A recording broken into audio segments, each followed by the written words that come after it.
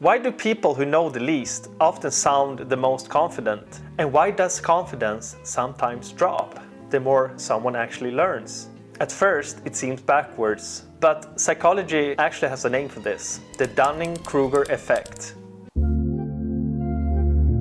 Today we're exploring the Dunning-Kruger Effect, a cognitive bias that explains why beginners often overestimate their abilities. While real experts tend to be more cautious about what they claim to know, understanding this effect changes how you interpret confidence. Because sometimes confidence doesn't come from knowledge, it comes from not knowing what you're missing. Psychologists David Dunning and Justin Kruger discovered something fascinating. People with low skill in a topic often lack the very expertise needed to realize they're doing a poor job. In other words, when you don't know much about something, you also don't know how much you're missing. You can imagine it like this. When someone first learns a little bit about a topic, their confidence shoots up very quickly.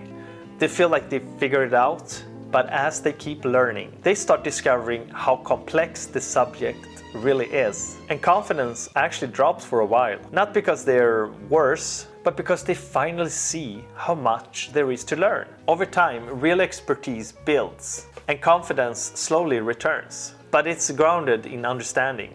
Think about starting something new, maybe fitness, investing, or even making videos. And I'll be honest, when I started this YouTube channel, I thought, I'll just talk, how hard can it be? And that was probably my peak performance. But the more I learn, the more I realize how much there still is to master. And this is why confidence alone can sometimes be misleading. Because the loudest voice in the room isn't always the one who knows the best. Real expertise often comes with a quieter realization. The more you learn, the more you see how much there is still to understand. Understanding people starts with understanding how the mind works. And sometimes the biggest shift happens when we realize how much we still have to learn. If you found this interesting, you might also like this video about the comfort trap, where we explore why our brain often prefers familiar discomfort over uncertain change. I'll see you over there. Thank you for watching.